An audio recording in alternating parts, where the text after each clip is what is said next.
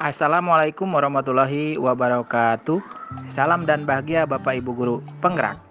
Saya Emon Sutarman, calon guru penggerak angkatan 11 dari SMP Negeri 1 Dailuhur Kabupaten Cilacap, akan memaparkan koneksi antar materi modul 1.4. Kesimpulan, peran saya dalam menciptakan disiplin positif di sekolah.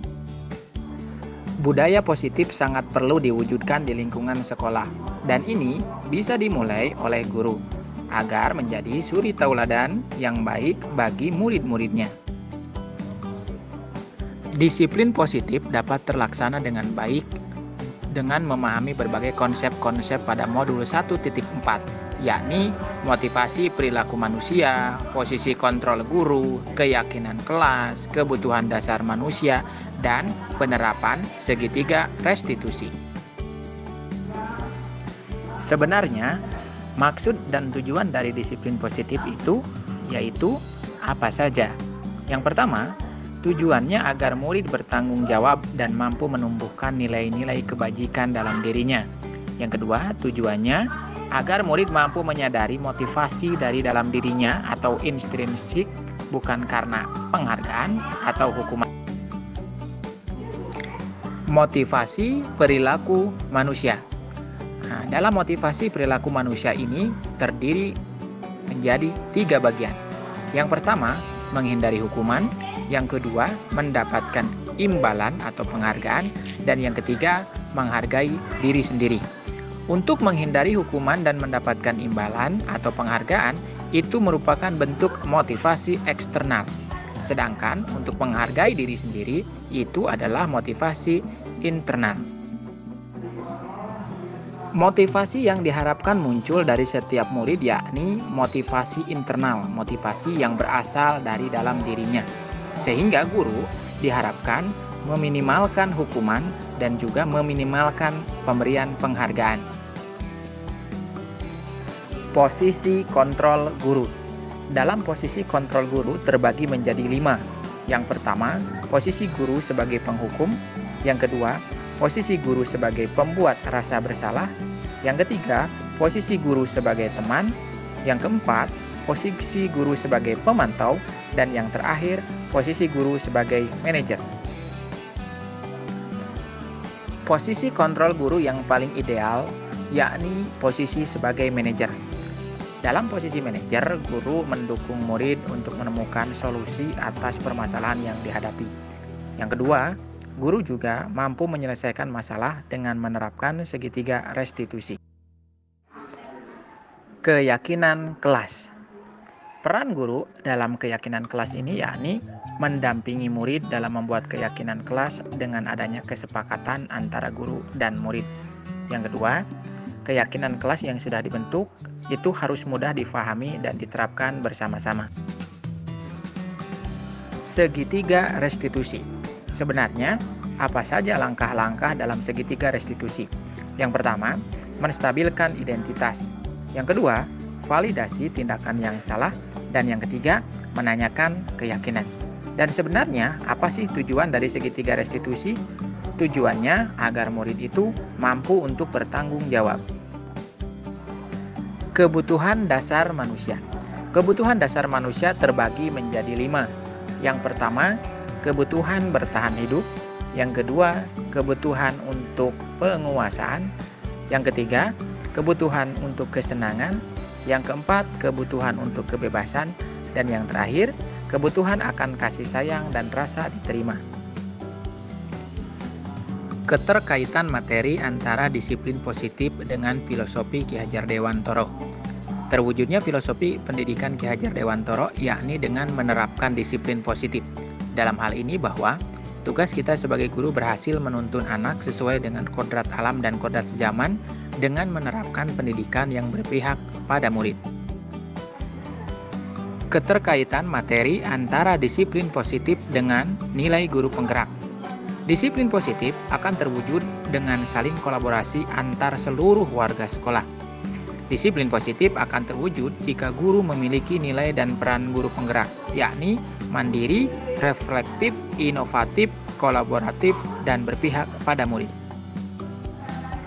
Keterkaitan materi antara disiplin positif dengan visi guru penggerak.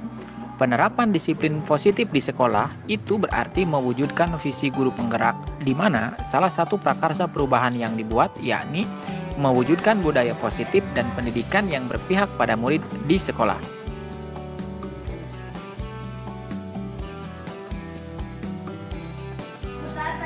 Tahap refleksi yang pertama.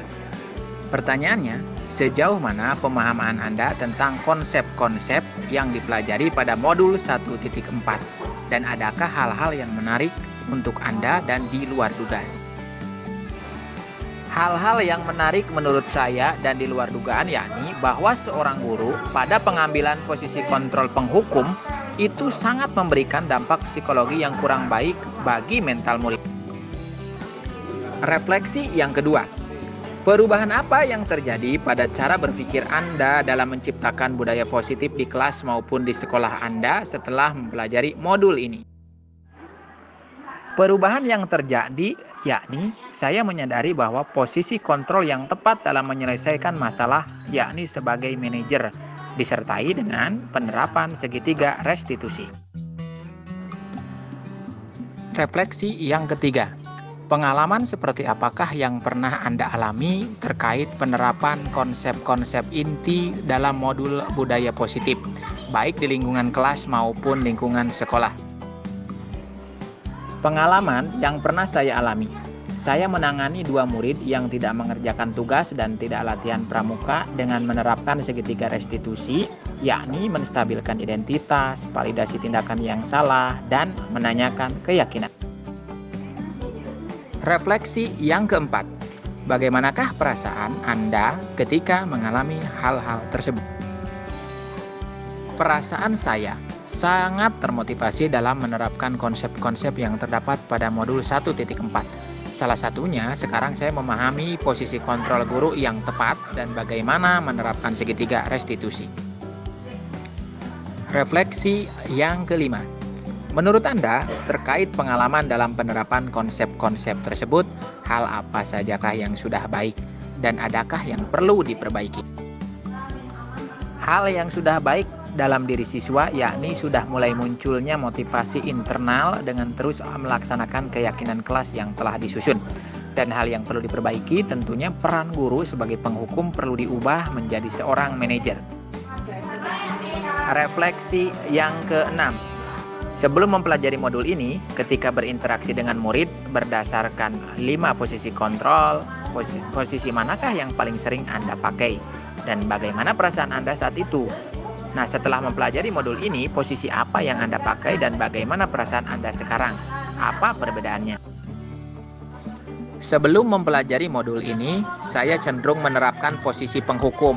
Memang perasaan sendiri itu memang kurang nyaman. Setelah mempelajari modul ini, saya menerapkan posisi manajer dan sangat nyaman, bahkan menyenangkan dalam pelaksanaannya. Refleksi yang ketujuh.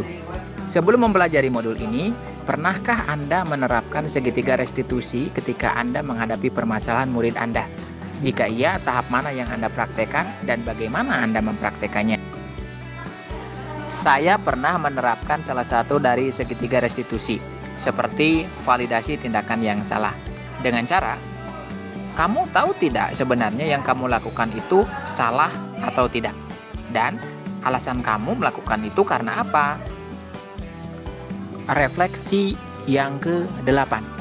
Selain konsep-konsep yang disampaikan dalam modul ini, adakah hal-hal lain yang menurut Anda penting untuk dipelajari dalam proses menciptakan budaya positif, baik di lingkungan kelas maupun sekolah?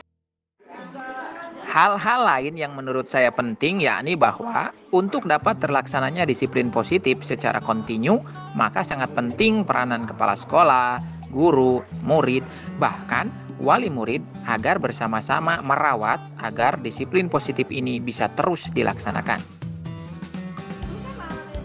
Demikianlah koneksi antara materi modul 1.4. Salam dan bahagia Bapak Ibu Guru Penggerak. Wabillahi taufiq wal hidayah. Wassalamualaikum warahmatullahi wabarakatuh.